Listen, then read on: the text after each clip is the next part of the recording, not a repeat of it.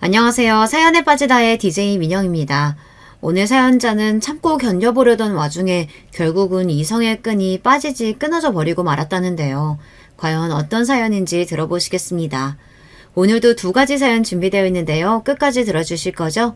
그럼 바로 시작할게요. 구독과 좋아요 잊지 말고 꾹 눌러주세요. 안녕하세요. 저는 30대 여자입니다. 저는 결혼한 지 이제 5년 정도 됐고 아직 아이는 없어요. 나이도 나이고 결혼한 지도 꽤 됐으니 주변 사람들에게 지겹도록 듣는 질문 중 하나가 왜 아이가 없냐는 질문이에요. 들을 때마다 아직 생각 없다고, 원래 결혼하기 전부터 남편이랑 아이는 차차 생각해 보기로 했다고 해도 다들 하는 말이 똑같았어요. 아이는 무조건 하나는 있어야 하는 거라고요.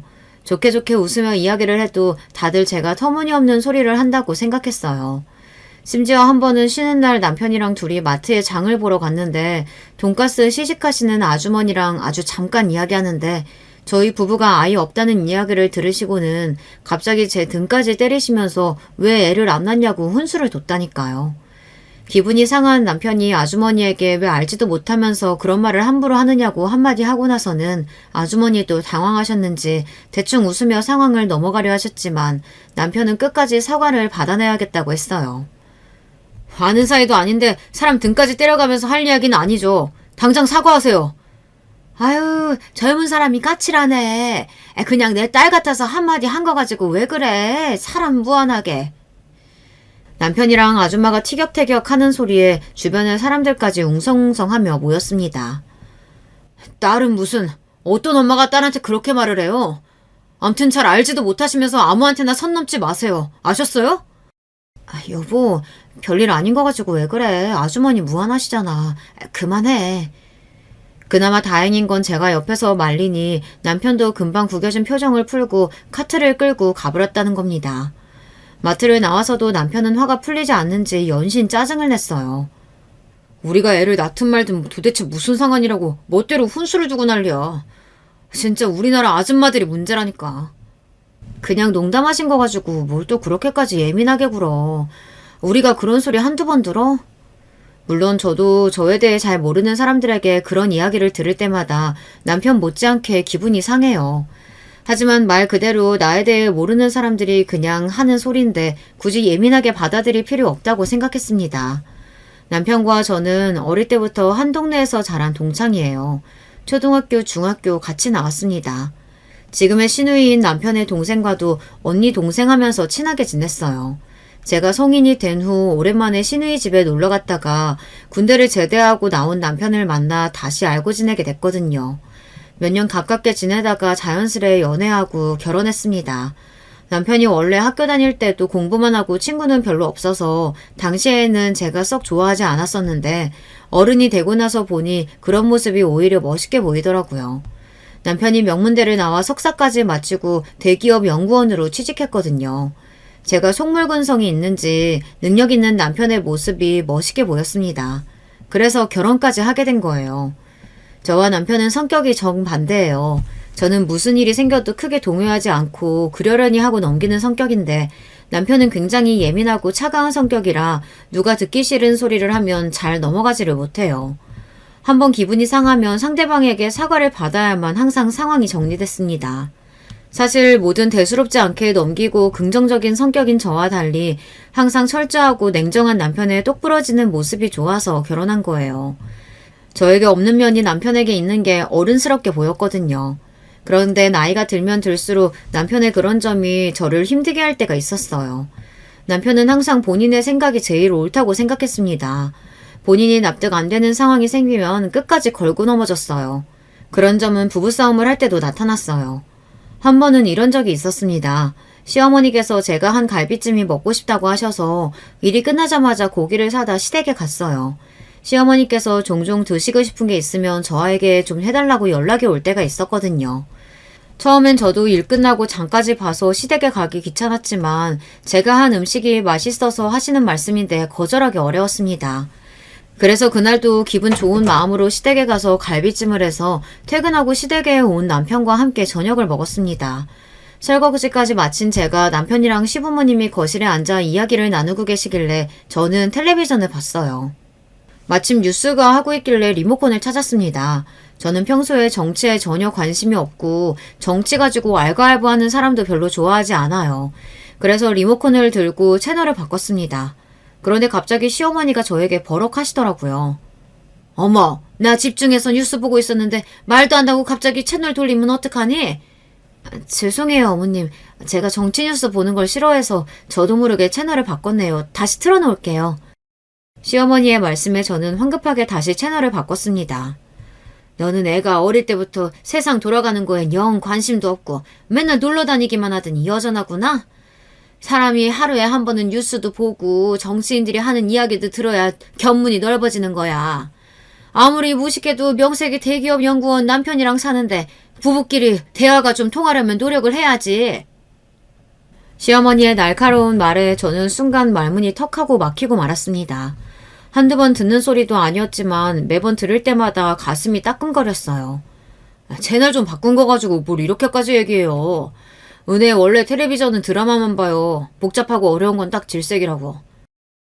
나는 여자들 드라마 보면서 이러쿵저러쿵 떠드는 것만큼 천박해 보이는 거 없더라. 이래서 결혼은 수준 맞는 사람끼리 해야 하는 거라니까.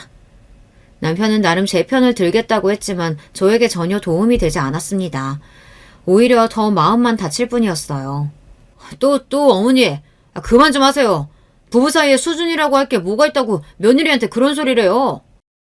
제 표정이 시무룩해지자 남편이 애써 시어머니에게 화를 냈지만 이미 다친 제 마음은 전혀 괜찮아지지 않았습니다. 그런데 그날 집에 돌아오는 길에 남편이 시댁에서의 일이 답답했는지 저에게 화를 냈어요. 너는 자존심도 없냐? 엄마가 무식한 애 어쩌네 하면서 나랑 수준이 안 맞는다고 하는데 그런 소리 듣고도 멍청하게 왜 가만히 있어?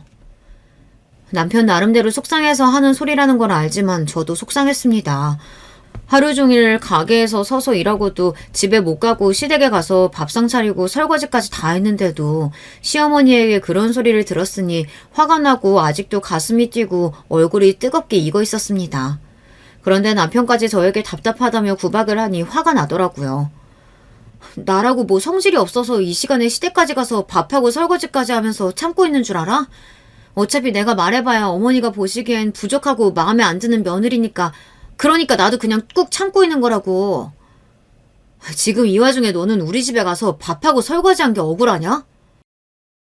남편은 또 이상한 방향으로 불똥이 튀었습니다. 남편의 행동에 저도 화가 나고 답답해서 한마디 더 했어요. 그럼 요즘 세상에 어떤 며느리가 퇴근하고 시댁 가서 밥을 차려. 당신도 그래. 내가 힘들게 장보고 상까지 차렸으면 양심적으로 설거지라도 해야지. 어떻게 가만히 있어? 그렇게 하기 싫었으면 하지 말지. 왜 자기 마음대로 다 하고 나서 괜히 가만히 있는 사람한테 생색이야. 당신이 가만히 있었어? 지금도 나한테 뭐라고 하고 있잖아. 매일 며느리 구박 못해서 안달인 시어머니가 잘못이지. 앞에서 말 못하고 가만히 있었던 내가 잘못이야? 그러니까 잘못한 것도 없으면서 맨날 꿀먹은 벙어리처럼 당하고 있지 말고 말을 하라고. 남편은 항상 이런 식이었습니다. 본인이야 하고 싶은 것만 하고 살고 하기 싫은 건 안 하면서 살아서 모르는 거죠. 제가 시댁에서 할 말 다 하고 하기 싫은 건 안 하고 살 수 없는 사람이라는 걸 전혀 모르고 있었습니다. 사실 결혼해서 지금까지 이런 일이 한두 번이 아니었어요. 사실 시어머니께서 결혼 전부터 저를 좋아하지 않으셨어요. 어릴 적 동네에서 그냥 알고 지낼 때야 저에게 아무 관심도 없으셨으니까 몰랐지만 알고 보니 제가 시누이랑 어울려 다닐 때부터 저에 대해 썩 좋지 않으셨나 보더라고요. 집도 가난하고 공부도 잘 못하는 제가 남편과 엮일 줄은 생각도 못하셨나 봐요. 저와 남편이 처음 결혼하겠다고 시댁에 인사 갔을 때 시어머니는 농담하지 말라고 그런 거로 장난치는 거 아니라고까지 하셨습니다. 대놓고 결혼은 절대 안 된다고 하신 건 아니었지만 시누이 말로는 시어머니께서 제가 인사를 드리고 돌아가고 나서 남편에게 정말 저와 결혼하려고 하는 게 맞느냐고 몇 번이나 물으셨다고 하더라고요. 아무리 어렸을 때부터 친구라도 사람이 어느 정도 수준이라는 게 맞아야지. 동네에서 생선이나 파는 집 딸내미랑 네가 어울리기나 해? 우리 집도 지금이야 아버지가 잘 풀려서 사장님 소리 듣는 거지. 어릴 때야 시장에서 장사한 거 똑같은데 무슨 그런 소리래. 부부가 수준 맞을 필요가 뭐가 있어. 서로 좋아하면 되는 거지. 실제로 시어머니와 남편이 대운 대화를 시누이에게 듣고 나서 저는 한동안 마음이 쓰여 남편에게 연락을 못할 정도였어요. 혹시나 시어머니의 말을 듣고 고민하다 저와 결혼을 못하겠다고 할까 봐서요. 어릴 때 시부모님이랑 친정부모님은 같은 시장에서 장사를 하셨어요. 저희 친정부모님은 생선 가게를 하셨고 시부모님은 냉면을 하셨어요. 그런데 시부모님이 냉면집을 하시던 건물 주변으로 재건축이 대대적으로 되면서 시아버지께서 제대로 알박기를 해놓으셨다가 남들보다 돈을 3배 넘게 받아 나오셨어요. 그 돈으로 근처 상가를 샀는데 재건축이 되면서 자연스레 같이 주변 부동산이 배로 뛰어서 갑자기 40억대 건물주가 된 거예요. 그런 거 보면 참 사람 인생이란 모르는 것 같아요. 어릴 때만 해도 같은 시장 골목에서 매일 뛰놀며 부모님끼리도 친하고 했었는데 재건축 이후로 저희 친정은 생선 장사에서 건어물 장사로 바뀌기만 했을 뿐 여전히 시장에서 장사하시고 시부모님은 건물주가 됐으니까요. 아무리 상황이 변했다고 해도 시어머니가 좀 얄미운 게 대놓고 저희 집안을 무시했어요. 제가 이제는 건어물 장사를 하신다고 몇 번을 이야기했는데도 시어머니는 자꾸만 저를 부를 때마다 생선집 딸내미라고 말했습니다. 거기다가 다 지난 일이긴 하지만 아직도 서러운 게 상견례 날 오랜만에 만난 저희 친정 부모님 앞에서 결혼식 날 굳이 뭐하러 사람들을 다 부르냐고 가까운 친지만 모아서 하자고도 하셨습니다. 남들한테 뭐 내세울 만한 결혼이라고 다 불러서 밥까지 먹여. 그냥 우리끼리 모여서 조촐하게 해요. 시어머니와 그냥 하신 이야기인진 몰라도 삽시간에 상견례 분위기는 엉망이 됐습니다. 특히나 전부터 저를 탐탁치 않게 여기시던 시어머니를 얄밉게 생각했던 친정엄마는 참지 못하고 욱하셨죠. 애들 둘이 좋아서 하는 결혼인데 내세우고 말 게 어딨어. 나는 자식이라고 딸 하나라 이 사람 저 사람 다 초대해서 성대하게 할 거야. 준석이 엄마나 조촐하게 불러서 해. 아이고 은혜 어머니도 알잖아요. 이 사람이 우리 준석이 애지중지 키운 거. 갑자기 장가 간다고니까 아쉬워서 그러는 거니 좀 이해 좀 해줘요. 그래 우리가 뭐 남인가? 어릴 때부터 한 동네 살면서 식구처럼 지내다가 이제 진짜 한 식구 되는 건데 서로 이해할 건 이해해야지. 싸늘한 상견례 분위기에 시아버지와 친정아버지가 나서서 분위기를 풀어보려고 했지만 이미 감정이 상할 대로 상한 친정엄마는 마음을 풀려고 하지 않았습니다. 세상에 자식 안기한 사람이 어딨어. 난 아무리 봐도 우리 은혜가 훨씬 더 아깝구만. 아이고 제대로 된 직장도 못 구해서 부모 따라 냄새나는 생선 파는 게 뭐가 잘 큰 거라고. 아깝기는 아깝대. 우리 아들 같은 신랑 잡았으면 땡 잡은 거지. 친정엄마도 엄마였지만 시어머니도 시어머니였죠. 한마디도 그냥 넘어가지 않고 서로 끝까지 꼬투리를 잡았습니다.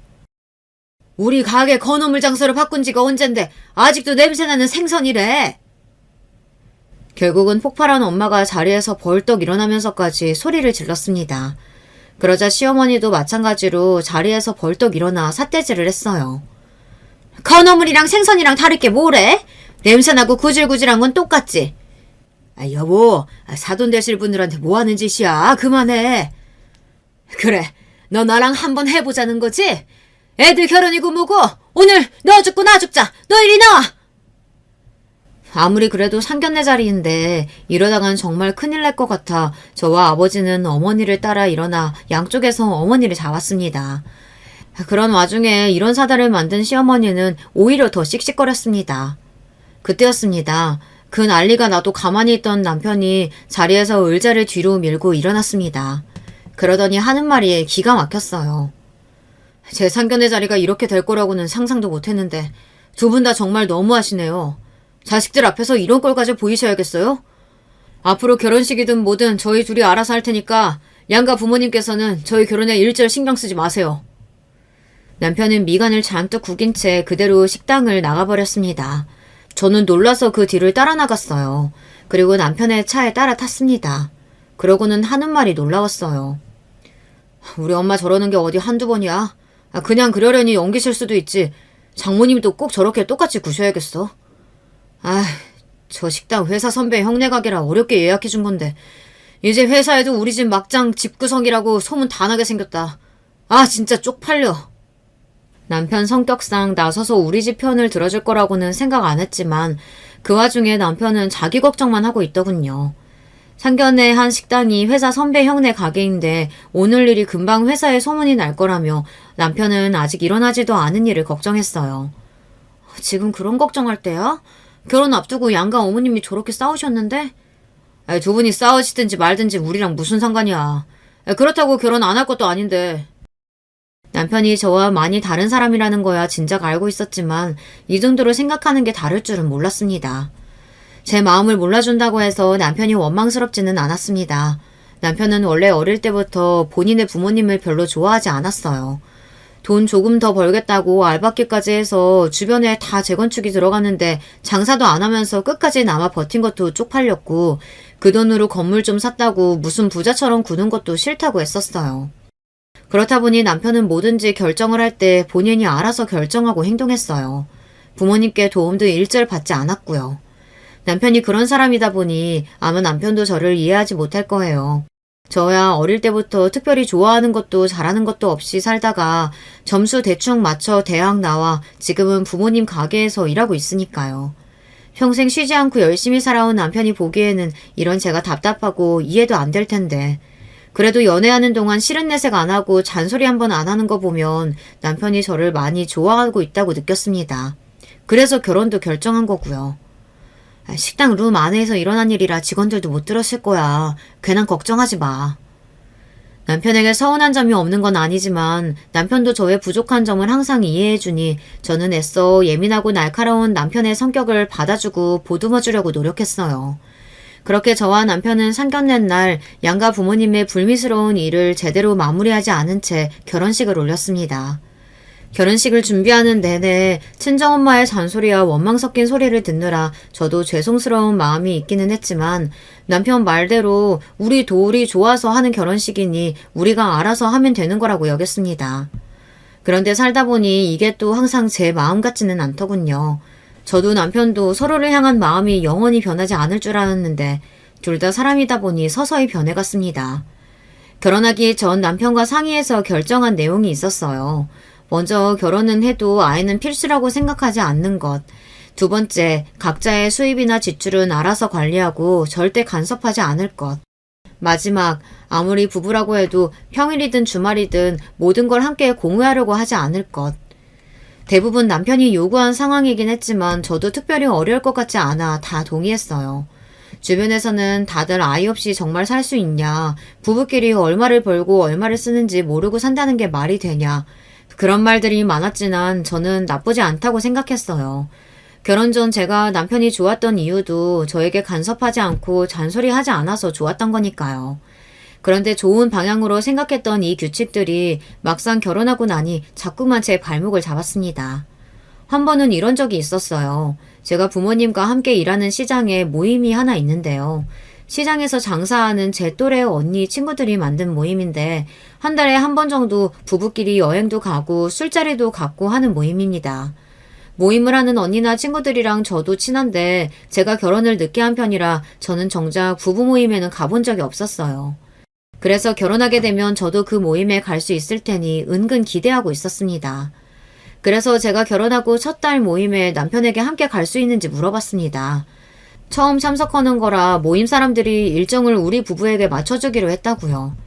그런데 제 말에 남편이 불편한 티를 확 냈어요. 당신 결혼 전 약속했던 마지막 규칙 까먹었어? 아무리 부부라도 서로의 일정이나 계획 공유하려고 하지 말자고 했잖아. 그래서 미리 말하는 거잖아. 당신 가능한 날 시간 맞춰서 가자고. 저는 남편의 말과 의도가 무슨 뜻인지 정확히 이해가 되지 않았습니다. 제가 생각한 마지막 규칙은 서로 피곤하고 쉬고 싶을 때 갑자기 영화를 보러 가자고 조른다거나 미리 말도 없이 친정이나 시댁에 가자고 한다거나 이런 걸 하지 말자는 정도로 생각했어요. 내가 당신 같이 일하는 사람들 모임에 뭐하러 가? 당신이나 갔다 와. 남편은 아예 모임에 갈 생각이 없다는 말이었어요. 부부 동반 모임인데 나만 어떻게 혼자 가? 결혼 전부터 내가 말했잖아. 나랑 친한 언니랑 친구들이라고. 나도 결혼하면 꼭 가고 싶다고. 저는 너무 황당하고 억울해서 목소리까지 커졌습니다. 아무리 가기 싫어도 그렇지 어떻게 생각도 안 해보고 곧바로 안 간다고 할 수 있는지 모르겠더라고요. 내가 언제 내 친구들 모임이나 직장 사람들 모임에 당신더러 같이 가자고 한 적 있어? 나는 당신 불편할까봐 미리 배려하는 거야. 당신도 나를 위해서 좀 배려해줬으면 좋겠어. 남편을 보고 있으면 항상 말은 그럴듯하게 하는 것 같았지만 결론적으로 보면 항상 본인이 하고 싶은 대로 했습니다. 제가 원하거나 제 생각은 별로 중요하지 않은 것 같았어요. 나는 당신 친구들 모임이나 직장 사람들 하는 모임에 가도 상관없어. 하나도 안 불편해. 부부싸움이라는 게 서로 말이 안 통하다 보니 결국은 목소리가 커지더군요. 다툴 때 감정만 앞세우고 소리 지르는 걸 제일 싫어하는 남편에게 그 모습을 보이고 말았습니다. 이래서 딸은 친정엄마랑 닮는다는 말이 있는 건가? 너 지금 장모님이랑 말투며 표정이며 똑같아. 남편은 좋게 말해서 이성적인 거지 가만 보면 사람이 참 싸가지가 없습니다. 융통성도 없고요. 하다하다 친정엄마까지 들먹이며 사람을 바보로 만들더군요. 남편에 대해 모르는 게 없다고 자부하는 저지만 남편이 저럴 때마다 속이 골타골타 터질 것 같아요. 남편과 살아보니 사람이 능력만 있다고 다가 아니더군요. 공부만 하고 주변에 친구가 없어서 그런지 사람이 참 융통성이 없었어요. 시댁에서야 시부모님 두 분 다 남편의 말이라면 다 옳다고 떠받들어주지만 저희 친정은 그렇지가 않았어요. 결혼 전부터 양가 어머님 사이가 좋지 않았기에 결혼하고 나서도 친정엄마나 시댁이나 남편에 대한 마음이 썩 좋지 않았습니다. 그래도 딸이랑 사는 사위이다 보니 저희 시어머니처럼 대놓고 남편을 무시하거나 뭐라고 하지는 않으셨지만 남편이 눈에 거슬리는 행동을 하면 참지 않으셨죠. 어느 날이었어요. 결혼하고 몇 년 됐을 때였는데 명절이라 남편이랑 친정에 갔습니다. 어느 명절과 마찬가지로 시댁에서 받은 스트레스로 제 컨디션이 좋지 않았습니다. 매번 그랬겠지만 제가 좋아서 한 결혼이니 친정 부모님 앞에서 티를 내고 싶지 않아 애써 기분 좋은 척 했어요. 그런데 제가 아무리 연기를 해도 부모님은 제 낯빛만 봐도 모든 걸 다 알고 계셨어요. 안 그런 척 하려고 했는데도 엄마는 자꾸만 어디가 아픈 거냐, 무슨 일이 있는 거냐 물으셨습니다. 저는 괜찮다고 별일 아니라고 했어요. 그러자 눈치 없는 친정아버지께서 갑자기 뜬금없는 소리를 하셨어요. 혹시 우리 딸이 임신한 거 아니야? 살도 좀 빠지고 눈도 퀭한 게 영 컨디션이 안 좋아 보이는데. 저와 남편이 아이 생각은 없다고 결혼 전부터 미리 말씀을 드려서 시부모님은 저희 앞에서 손주 이야기는 일절 안 하세요. 시부모님도 마음속으로야 당연히 손주를 원하시겠지만 평소 남편 성격을 잘 알다 보니 굳이 입 밖으로 꺼내지 않으시는 거죠. 하지만 친정부모님은 손주에 대해 아직도 포기를 못하셨어요. 저희가 때가 되면 애를 가질 거라고 기대했죠. 그런 친정부모님 마음을 이해 못하는 건 아니에요. 시댁이야 저희가 아니어도 시누이 부부가 있지만 저희 친정에는 저 말고 다른 자식이 없거든요. 그렇다 보니 손주를 원하시는 게 당연했어요. 저는 그런 부모님의 마음을 알다 보니 아버지께서 그렇게 말씀하셔도 그냥 웃어넘겼습니다. 임신은 무슨, 그냥 좀 피곤해서 그래요. 오늘 푹 자고 나면 괜찮을 거야. 저는 애써 좋게 넘기려고 하는데도 그럴 때마다 남편은 굳이 정색하고 꼭 똑같은 말을 또 하고 또 하고 했어요.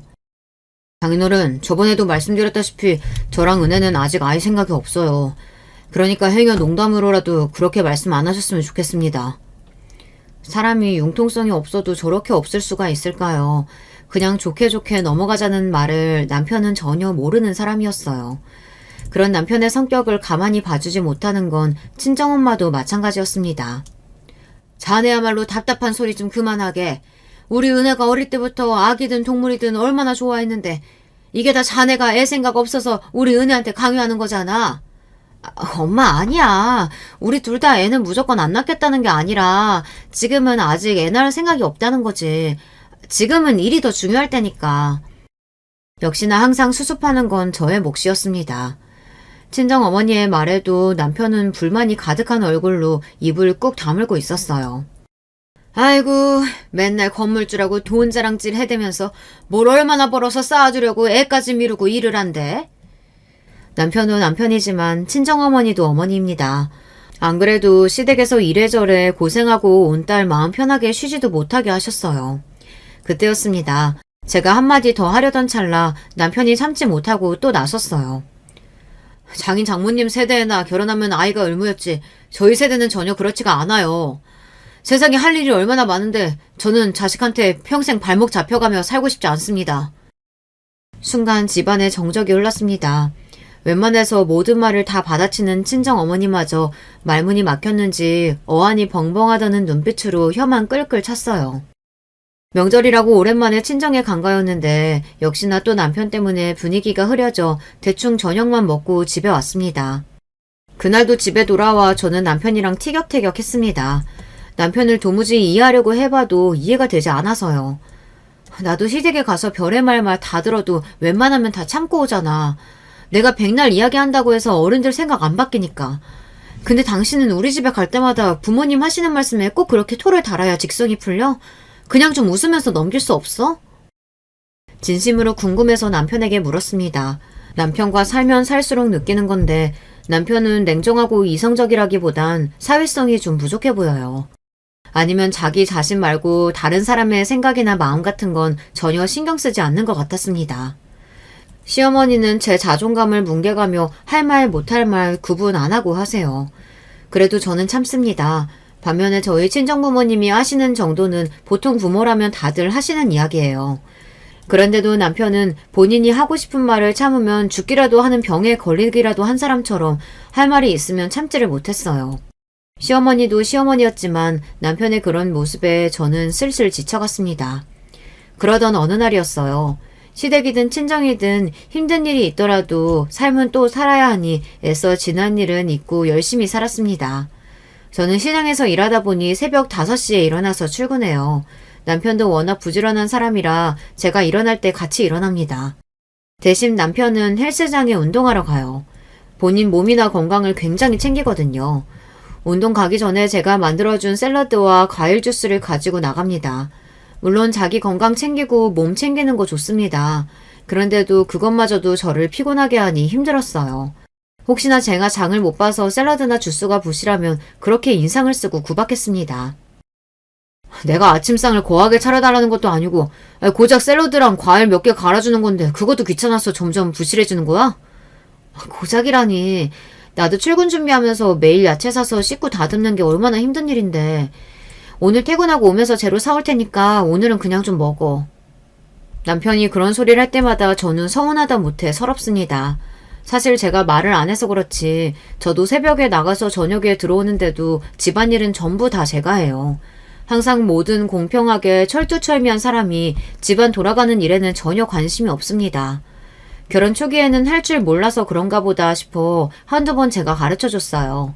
밥이나 설거지는 몰라도 청소, 빨래하는 정도는 할 수 있겠지 싶어 가르쳤습니다. 그런데 몇 번을 가르쳐줘도 먼저 하려고 하지를 않았어요. 심지어 본인은 손 하나 까딱 안 하면서 잔소리는 또 어지간히 해댑니다. 한 번은 쉬는 날이라 좀 늦게까지 잠을 자고 있는데도 남편은 무슨 급한 일이라도 있는 것처럼 다급하게 깨우더라고요. 저는 피곤해서 잘 떠지지도 않는 눈을 간신히 떴어요. 그러자 남편이 웬 티셔츠를 들고 제 앞에 들이밀더군요. 나 오늘 회사 체육대회라 이 티셔츠 입고 간다고 했잖아. 안 데려놨어? 저는 순간 꿈을 꾸는 줄 알았습니다. 평소에 잘 입지도 않는 면 티셔츠를 들이밀면서 안 데려놨냐고 하는데 기가 막혀서요. 오늘 체육대회라며 누가 셔츠도 아니고 면 티셔츠를 다려서 입어. 저는 살다 처음 들었습니다. 면 티셔츠를 다리 위로 다려서 입는다는 소리를요. 암튼 남편은 뭐든지 유난이었어요. 아무리 회사 체육대회라도 회사 사람들이랑 하는 건데 평소처럼 깔끔하게 입고 가야지. 다 구겨진 티셔츠나 입고 가야겠어. 저도 전날 너무 일이 많아 피곤해서 그런지 남편의 말 하나하나가 다 거슬렸습니다. 저는 순간 욱해서 이불을 차고 침대에서 벌떡 일어났어요. 당신이 체육대회에 깔끔하게 입고 가고 싶었으면 진작에 다려놨으면 됐잖아. 그걸 왜 내가 다려? 내가 다림질을 어떻게 해. 결혼 전에는 엄마가 항상 내 속옷까지 다려줬었는데. 짐심 남편의 태도가 너무 짜증나서 울분이 단전에서부터 끌어올랐어요. 내가 당신 엄마야? 당신 엄마가 해주던 일을 왜 나한테 이야기해? 그까지 티셔츠가 그렇게 중요하면 지금이라도 엄마한테 가서 다려달라고 하든지. 평소와 달리 더 흥분한 저의 모습에 남편도 더는 할 말이 없었는지 들고 있던 티셔츠를 획 가지고 나가버렸어요. 저도 참을 만큼 참았습니다. 부부라는 게, 가족이라는 게 모든 일방적인 희생만 있으면 안 되는 것 아닌가요? 남편은 결혼 전과 똑같이 사는 것 같은데 제 삶만 달라졌습니다. 지금까지 살면서 누구한테 미움 한 번 받은 적 없이 귀하게 살았었는데 남편과 결혼하고 나서는 시어머니에게 말도 안 되는 구박을 당하는 것도 모자라 집에서 매일 식모 노릇을 하는 것 같았어요. 남편은 제가 필요한 부분이나 요구사항은 들어주지도 않으면서 본인이 원하는 것과 본인이 원하는 요구사항은 언제든 제가 다 들어주는 게 당연하다고 여겼어요. 그런데 얼마 뒤 믿기지 않는 일이 벌어졌습니다. 그날 남편이 몸이 좋지 않아 출근하지 않고 집에서 재택근무를 하고 있었어요. 평소 잘 아픈 사람이 아닌데 몸이 안 좋다고 하길래 저도 걱정돼서 가게에 나갔다가 일찍 집에 돌아왔습니다. 집에 돌아왔더니 남편이 씻고 있는지 욕실에서 물소리가 나고 방에 컴퓨터가 켜져 있더라고요. 저는 죽이라도 좀 끓여줄까 싶어 주방으로 가려던 참이었습니다. 그런데 남편의 컴퓨터 화면에 카톡창이 연신 반짝이더군요. 저는 호기심에 슬쩍 남편 컴퓨터를 확인했습니다. 남편이 대화하던 상대는 유대리라는 직원이었어요. 그런데 대화 내용이 일 이야기는 아닌 것 같더라고요. 자세히 보니 사적인 이야기를 하고 있었어요. 더군다나 그 사적인 이야기가 바로 제 이야기인 것 같더라고요. 우리가 애가 있어 뭐가 있어. 그까지 청소 빨래 정도는 본인이 할 수도 있는 거지. 꼭 불공평하다면서 꾸역꾸역 잘하지도 못하는 나한테 시킨다니까. 내가 이래서 애를 안 낳는다는 거야. 애 낳아봐. 이거 해라 저거 해라. 얼마나 잔소리하겠어. 에이, 부모님 반대까지 무릅쓰고 결혼할 만큼 좋아했다면서 이제 와서 왜 넘살이세요? 그거야, 애가 순진하고 물러쳐져서 내 말이라면 죽는 신용이라도 할래니까 그래서 그런 거지. 근데 마누라도 나이 드는지 점점 드세져. 깡패 장모님이랑 완전 똑같다니까. 에휴, 과장님, 드센 여자 안 좋아하시는데 큰일 났네요. 저는 순간 제 두 눈을 의심했습니다. 이게 정말 남편이 회사 후배와 주고받은 말이 맞나 싶어서요. 저는 너무 놀라고 화가 나서 죽이고 모고 그대로 집을 나와버렸어요. 저런 인간 뭐가 이쁘다고 죽을 끓여주겠어요. 마음 같아서는 아파서 죽든지 말든지 상관하고 싶지 않더라고요. 그날 이후로는 남편을 보는 게 불편했습니다. 그나마 있던 정마저 다 떨어진 건지 정말 눈도 마주치고 싶지가 않았어요. 그런데 마음이 불편한 건 저뿐만이 아닌 것 같더군요. 남편도 뭔가 전과 달라졌어요. 워낙 합리적인 걸 중요하게 생각하는 사람이라 원래 야근이나 회식도 잘 안 했어요. 항상 집에 와서 본인이 좋아하는 야구나 보고 책 보기 바쁜 사람이었거든요. 그런데 최근에 자꾸만 회사 일이 바쁘다면서 야근도 많아지고 회사 동료들과 저녁을 먹는 일도 잦아졌습니다. 남편이 밉고 꼴보기 싫어도 이건 다른 문제였어요. 자꾸만 남편에게서 마음에 걸리는 것들이 생기기 시작했습니다. 원래 야근하는 것도 싫어하고 회사 사람들이랑 밖에서 만나는 것도 싫어하는 사람이 요즘은 웬일이래? 나도 이제 과장인데 팀원들이랑 잘 지내고 후배들도 좀 챙겨야지. 같은 팀에 일하는 대리가 취미도 비슷하고 성격도 비슷해서 잘 맞아. 그 친구랑 앞으로 주말에 종종 야구도 보러 가기로 했으니까 그런 줄 알아. 얼마 전 제가 남편 컴퓨터에서 대화 내용을 보았던 유대리라는 사람을 말하는 것 같더라고요. 최근에 다른 회사에서 남편네 회사로 왔는데 종종 그 직원이랑 저녁도 먹고 야근도 하는 것 같았어요. 남편이 원래 누구 칭찬하는 사람이 아닌데 본인이랑 소울메이트처럼 비슷한 게 많은 친구라고 이야기하더라고요. 저는 그러려니 했습니다. 안 그래도 요즘 집에 둘이 붙어있으면 자꾸 싸우는데 남편도 취미가 있어서 밖에서 사람들도 만나고 즐겁게 보내다 오면 저에게도 더 낫겠다 생각했어요. 그런데 그게 좀 과했어요. 남편은 마치 딴 데 정신이 팔린 사람처럼 가정에는 조금도 관심이 없었습니다. 전에도 집안일에 관심이 있거나 살가운 사람은 아니었지만 그래도 우리가 심적으로 부부라는 유대감도 있었고 주말이면 가끔 영화도 보러 가고 데이트도 하면서 지냈었는데 최근